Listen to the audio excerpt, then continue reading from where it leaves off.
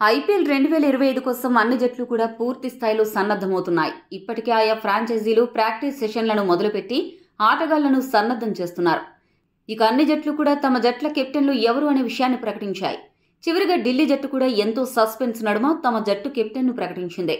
అయితే ఈ ఏడాది ఐపీఎల్లో ఏ జట్లకు ఎవరు కెప్టెన్లుగా వ్యవహరిస్తున్నారు, ఏ జట్టు కెప్టెన్ బెస్ట్, ఎవరి కెప్టెన్సీ మీద అభిమానుల్లో టెన్షన్ మొదలైంది అనే విషయాలను ఇప్పుడు చూద్దాం.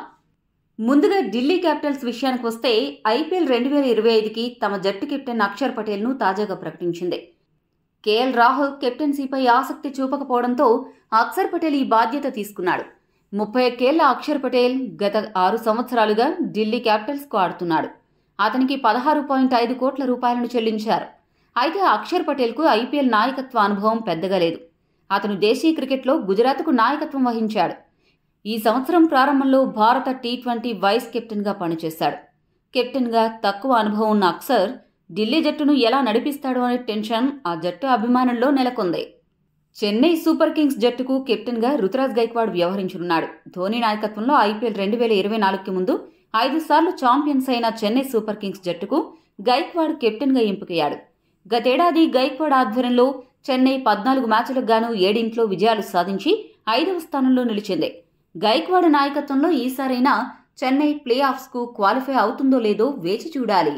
గుజరాత్ కెప్టెన్గా శుభ్మన్ గిల్ బాధ్యత తీసుకోనున్నాడు. హార్దిక్ పాండ్యా ముంబై ఇండియన్స్కు మారిన తర్వాత 2024 ఐపీఎల్ కోసం గుజరాత్ టైటాన్స్కు శుభ్మన్ గిల్ కెప్టెన్గా ఎంపికయ్యాడు.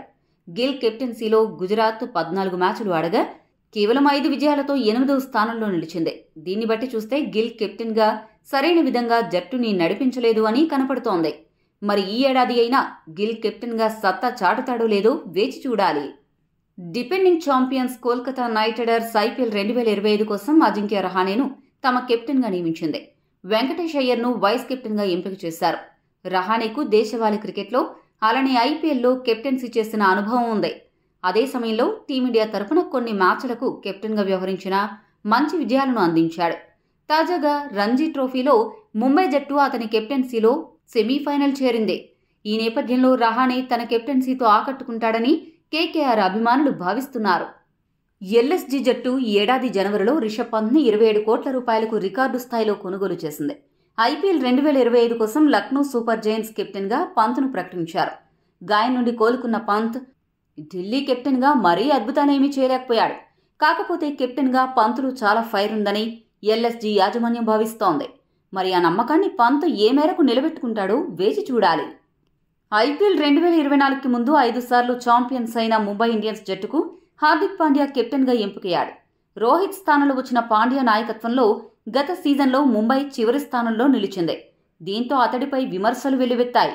ఈ నేపథ్యంలో హార్దిక్ కెప్టెన్సీకి ఈ ఏడాది అగ్ని పరీక్ష ఎదురుకానుంది. ఈ ఏడాది కూడా ముంబై సెమీస్కు చేరకపోతే అతన్ని కెప్టెన్గా తప్పించడం ఖాయం. ఐపీఎల్ 2025 మెగా వేలంలో 26.75 కోట్లకు పంజాబ్ జట్టు శ్రేయాస్ అయ్యర్ను కొనుగోలు చేసి కెప్టెన్గా ఎంపిక చేసింది. మునుపటి కెప్టెన్లు శిఖర్ ధావన్ మరియు సామ్ కురాన్ ఆధ్వర్యంలో పంజాబ్ ఐపీఎల్ 2024లో 14 ఆటల్లో కేవలం 5 విజయాలతో 9వ స్థానంలో నిలిచింది. అయ్యర్కు కెప్టెన్గా మంచి అనుభవం ఉంది. అతని కెప్టెన్సీలో కేకేఆర్ విజేతగా నిలిచింది. ప్లే ఆఫ్స్ అంటే ఏంటో, ఫైనల్స్ ఎలా ఉంటాయో మరిచిపోయిన పంజాబ్ జట్టు అయ్యర్ నాయకత్వంలో అయినా అదరగొట్టాలి అని పంజాబ్ అభిమానులు ప్రార్థిస్తున్నారు. ఇప్పటి వరకు ఒక్క కప్పు కూడా గెలవని పంజాబ్ జట్టు తలరాతను అయ్యర్ మారుస్తాడేమో చూడాలి. ఐపీఎల్ 2021 నుండి రాజస్థాన్ రాయల్స్ జట్టుకు సంజు శాంసన్ కెప్టెన్గా ఎంపికయ్యాడు. అతని ఆధ్వర్యంలో ఆ జట్టు ఐపీఎల్ 2024లో 14 మ్యాచ్ల్లో 8 విజయాలతో 3వ స్థానంలో నిలిచింది. గ్రూప్ స్టేజ్లో బాగానే ఆడుతున్న రాజస్థాన్ ప్లే ఆఫ్ స్టేజ్లో ఓడిపోతూ ఉంది. గత ఏడాది క్వాలిఫైర్ 2లో సన్ రైజర్స్ హైదరాబాద్ చేతిలో ఓడిపోయింది. 2008లో కప్ గెలిచిన రాజస్థాన్ మళ్లీ ఇప్పటి వరకు దాని మొహం చూడలేదు. మరి 2025లో అయినా సంజు రాజస్థాన్కు కప్ తెచ్చిపెట్టగలడా అనే విషయం ఆసక్తిగా మారింది. ఇక పేకాటలో జోకర్లను మార్చినట్లు కెప్టెన్లను మార్చే రాయల్ ఛాలెంజర్స్ బెంగళూరు జట్టు ఈసారి రజత్ పాటీదార్ను కెప్టెన్గా ఎంపిక చేసింది. మునుపటి కెప్టెన్ ఫాఫ్ డు ప్లెసిస్ ఆధ్వర్యంలో ఆర్సీబీ జట్టు ఐపీఎల్ 2024లో 4వ స్థానంలో నిలిచింది. వారు ఆడిన 14 ఆటల్లో 7 గెలిచింది. కానీ ఎలిమినేటర్లో రాజస్థాన్ చేతిలో ఓడిపోయారు. ఇప్పటి వరకు ఒక్క కప్పు కూడా గెలవని బెంగళూరు జట్టు బెంగను పాటీదారైనా పారద్రోలుతాడేమో చూడాలి. కాకపోతే పాటీదార్కు దేశవాళీ క్రికెట్లో కేవలం 16 మ్యాచ్ల కెప్టెన్సీ అనుభవం మాత్రమే ఉంది. ఈ అనుభవంతో ఆర్సీబీని గట్టెక్కించగలడా అనే అనుమానం ఆ జట్టు అభిమానులను తొలిచేస్తోంది. 2024లో సన్ రైజర్స్ హైదరాబాద్ జట్టుకు కెప్టెన్గా ప్యాట్ కమిన్స్ను ఎంపిక చేశారు.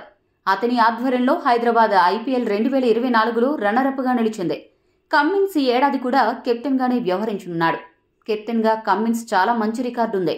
ఆ అనుభవంతో ఎస్ఆర్హెచ్కు కప్ గెలిపిస్తాడని అభిమానులు ఎన్నో ఆశలు పెట్టుకున్నారు. కాకపోతే ప్రస్తుతం గాయం నుండి కోలుకున్న కమిన్స్ ఏ మేరకు ప్రభావవంతంగా ఆడగలడు, జట్టును ఎలా ముందుండి నడిపించగలడు అనేది ఆసక్తికరంగా మారింది. కెప్టెన్గా కమిన్స్కు ఉన్న అపార అనుభవం ఎస్ఆర్హెచ్కు అతిపెద్ద బలం. మొత్తానికి ఈ ఏడాది ఐపీఎల్ పాత కెప్టెన్లు అలానే కొత్త కెప్టెన్ల కలయికతో విభిన్నంగా కనపడుతోంది.